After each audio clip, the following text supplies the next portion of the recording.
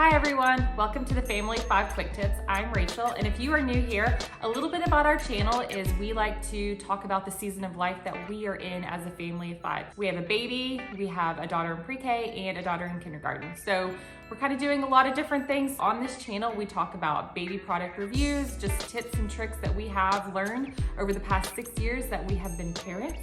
So that brings me to what today's video is going to be about, and that will be about how to get to bed earlier. So whether you are a night owl or someone who likes to go to bed early, I think everyone has a time that they like to get to bed. And so if you're trying to get to bed earlier or you just want to get to bed on time, I have some tips that will help you do that. But before we get started, I just want to say that we are happy you are here. And if you want to see more videos from the Family of 5 Quick Tips, hit the subscribe button and hit the bell if you want to be notified when we release new videos every week. All right, let's go ahead and get started.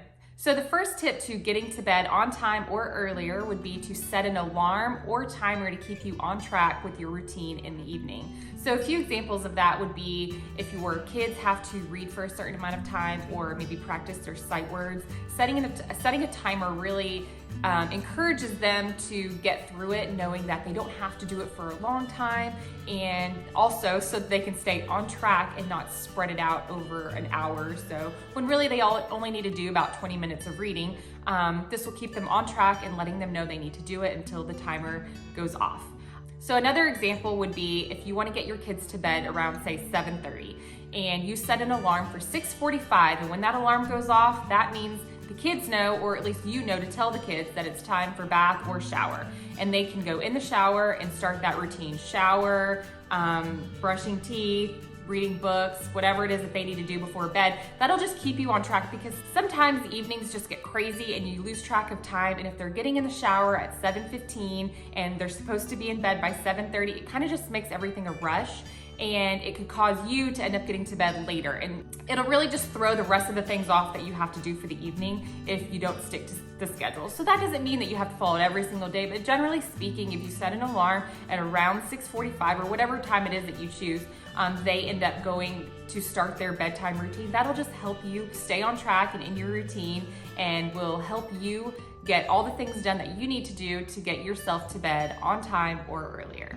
The second tip is to have no or minimal amounts of TV during the week. So I know that we all have those days, and even our kids have those days where they are tired and maybe things didn't go right and they just need to just sit and rest and watch TV, and that's really just the best thing for everyone. And we certainly have those days. But generally speaking, when the TV is not turned on in the evening, it really helps with staying on track with your routine so that you can get to bed on time or earlier. So for us, whenever we have the TV turned on, sometimes it's just nice and cozy just to sit there, and everybody wants just one more episode of whatever it is they're watching. And that just pushes everything off a little bit later and prevents you from getting to bed on time. So for us, the TV not being turned off most of the days really helps us out with getting our homework done, dinner eaten as a family, and reading time and sight word practicing and all those things done that we need to do. Also, it leaves time for books in the evening, which we really like to do at bedtime.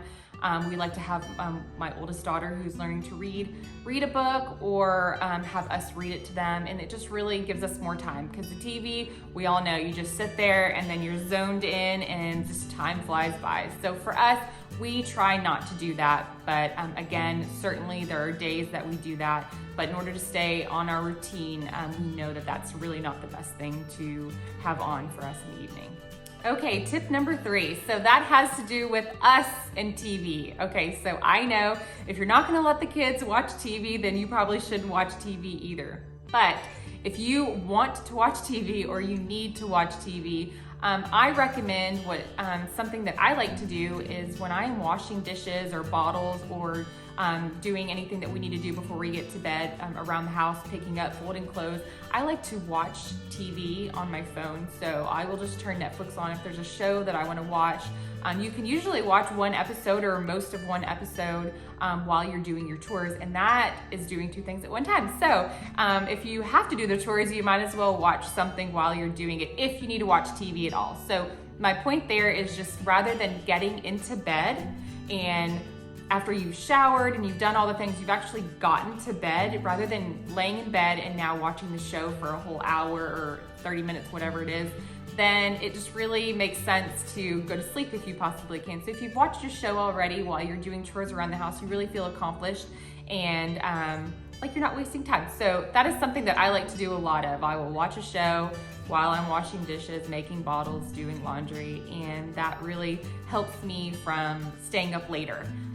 So my next tip I've actually talked about in 2 other videos before, our spring clean your life video, as well as my how to get out the door faster video. But this is just a tip that I always recommend in order to keep you on schedule. So that means my husband and I are working on the same things to get done so that we can get to bed on time. So we have to wash bottles for my son. My girls need water bottles. They need snacks for the next day.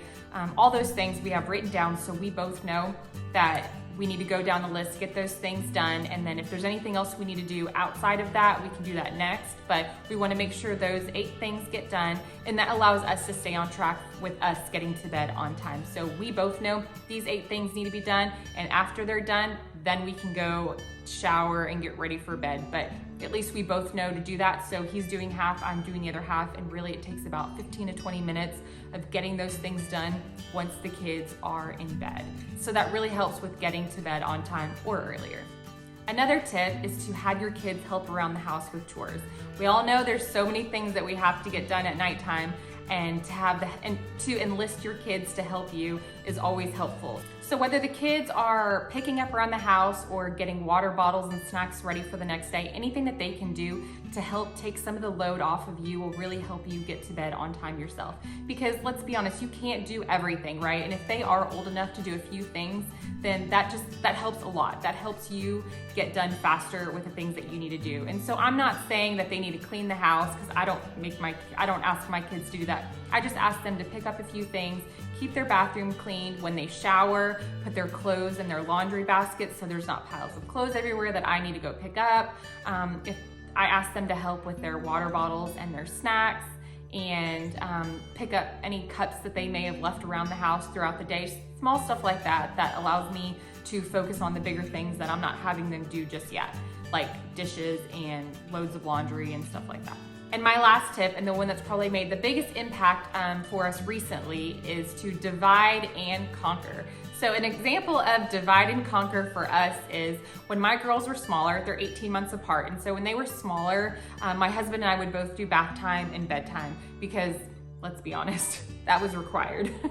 But as my girls have gotten older, they really don't require the both of us to both be a part of their entire bedtime routine. So what my husband and I will do is he will maybe be in charge of bath time, and I will go start dishes or clean up the kitchen or clean up from dinner, start baby bottles, get snacks prepared for the next day, and he will be getting them ready for bed. And once they get into bed, start reading books, I'll come in and join them. Or if it's trash night and he needs to go take out the trash or do something in the yard or just anything around the house, I'll go in and do bath or shower time, whatever it is, and he'll go do those things and then meet back up at bedtime. And sometimes he doesn't come back for bedtime or I don't come back for bedtime. So don't be afraid to not be a part of that bedtime routine every single night. It's okay to divide and conquer because there's so many things that need to get done. And if you're not a part of every step in the evening, that's okay. So if you can get a head start on some of the things that need to get done, that will help you get to bed on time or earlier.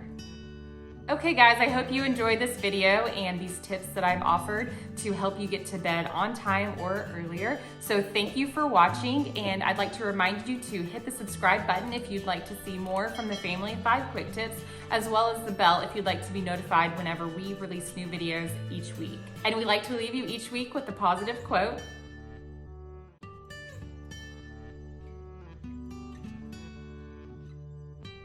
Thank you for watching. See you next time.